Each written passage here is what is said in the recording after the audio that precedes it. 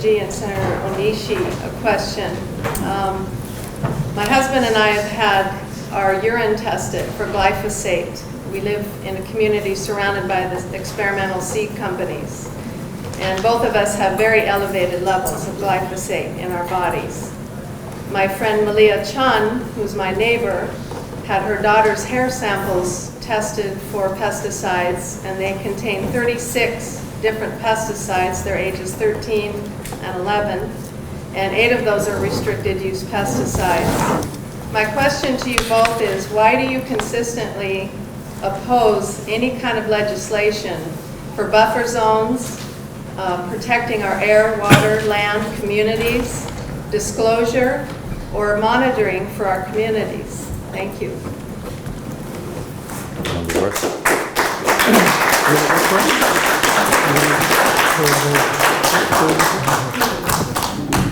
The data that we receive in looking at legislation has to be consistently applied, and it has to be irrefutable evidence in order for us to look at affecting people. In this particular case, we have looked at it a couple of times so far. We found that there are no there is no evidence really of any kind of effect in Kauai or Maui than anywhere else in the state due to the application of pesticides by the large seed corn companies.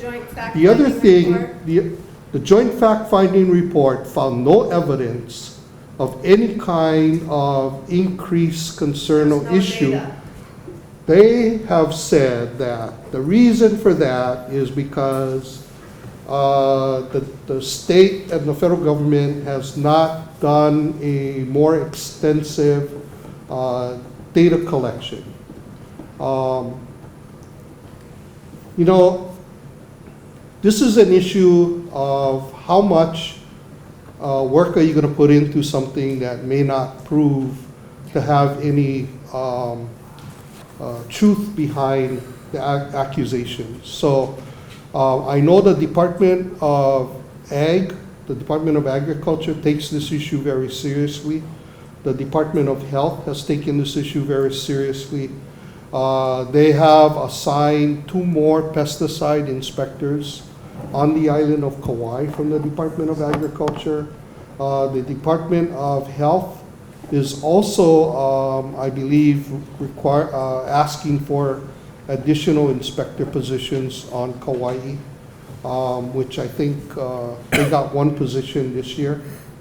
So the legislature has looked at these issues. I think we've, based on the information that we have gotten, the other issue is that there are similar accusations and cases throughout the United States with similar results.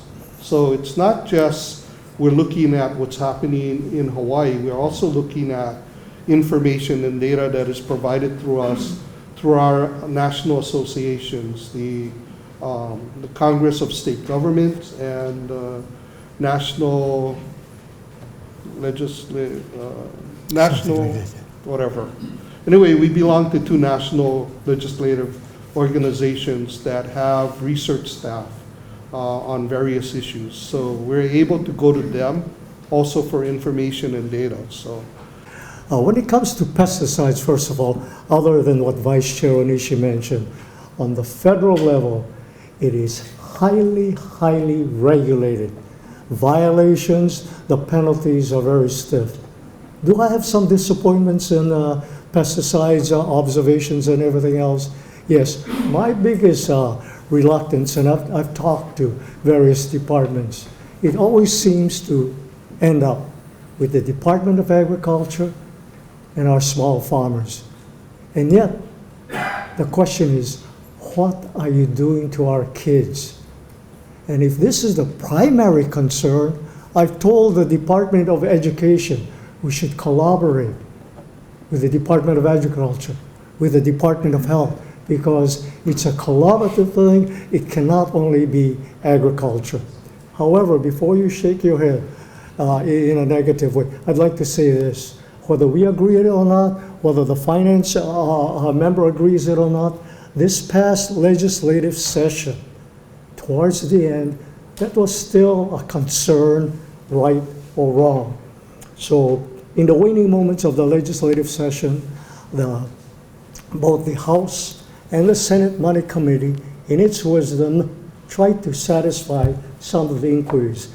And so in the House budget was inserted for adding for pesticides regulation, trying to look into it, $500,000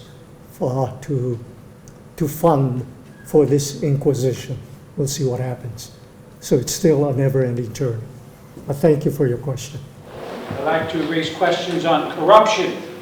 I have here an article from the Civil Beat, April 26th of this year, about a Harvard Law School study done involving 250 reporters across the country and involving corruption in American survey.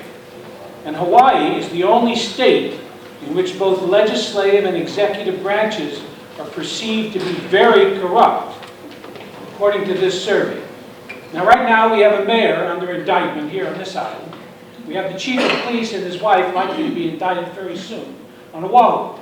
We have a former chief of police on this island who was found guilty of racketeering, refused to resign. We have special interest legislation moving all the time. And we have a person here, Clifton Suji, who's head of the Ag Committee, and I checked your Campaign Spending Commission reports. I didn't see one donation from Hilo. I saw lots of donations coming in from Bishop Street in Honolulu, and your largest donor was Monsanto, and you're the head of the Ag Committee. Now, I'd like all of you to respond to this perception of corruption here. Special interest legislation getting pushed for TMT and to try and criminalize constitutional rights of free speech and the right of protesting. This is a corrupt system that's going on here, and we see it nationally. There's so much outrage on the Democratic and the Republican side, and it's right here in Hawaii. I want you to respond. Even you, Kyle. You have this house issue over there in Miloli'i, and you're representing Hilo. So, I mean, there's the perception of corruption. Richard, I haven't checked you out yet, but I will. So I'd like you to respond to this, especially Cliff Suji, your big donor, your largest donor by twice as much as your next donor, is Monsanto. You're the head of the Ag Committee, killing bills that would create buffer zones around schools for kids.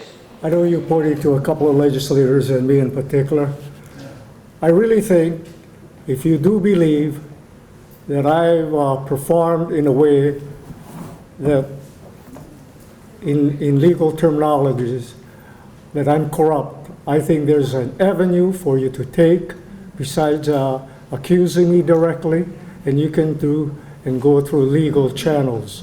Monsanto in particular, do you see any enterprises here on the Big Island because of me receiving funds so that they can establish an enterprise here? Have I at any time visited Monsanto to ask and discuss an issue? The answer is yes. A few years ago, I went to see Monsanto and said, I'd like to sit down with you. And I told Monsanto this, and it was my staff taking notes.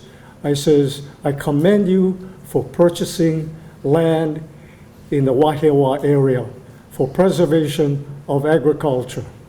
But I noticed that on that particular property, there is a stretch of valuable property which is historical in nature. And I would ask that you go back to the community, to your company, and see if you would consider some way in preserving that land other than agriculture. And I says, this is my observation. I'm not asking for any other favor, but think about it. The question is, what are you talking?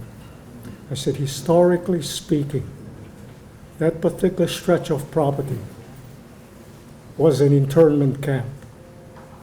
And I said, if you could, in the heart and in your wisdom and passion, think about working and preserving that property somewhere, I would appreciate your consideration. Consideration number 1. Consideration number 2, requested of Monsanto. There is a legislator, her name is Barbara Marumoto. And this gentleman says, oh, you're a Democrat, but that's a Republican. I says, my good friend Barbara Marumoto was born in an internment camp. Would you consider placing her on the board? That's the only conversational request I've ever made as far as Monsanto is concerned. Thank you. I do have a question one more question about that buffer zone bill. Sorry, can we do your name? Sorry. Leila Benzika Apuni, HB 2564. There were over 600 written testimonies submitted to the Ag Committee. Over 500 of those written testimonies submitted were in support of buffer zones around our schools. That bill was deferred by the chair and the vice chair without even allowing it to go to a vote, despite overwhelming public support for buffer zones. I would like to ask why, and my other question is, Rep. Suji, a few years ago you were named the Biotech Legislator of the Year. Are you proud of that distinction? And my third question, Rep. Suji and Onishi, you have not yet filed papers for re-election, nomination. Are you planning on running for those House districts? Thank you.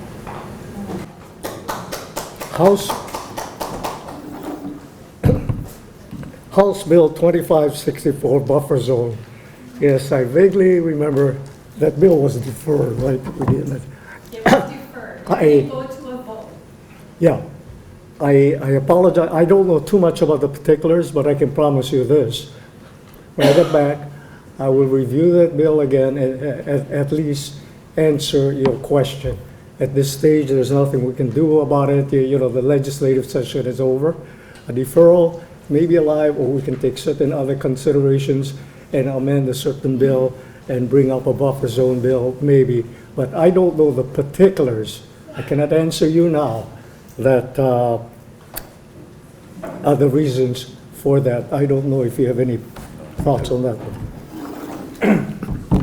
As I mentioned before, we talked about that psychologist prescriptive right bill that got deferred at the end of session.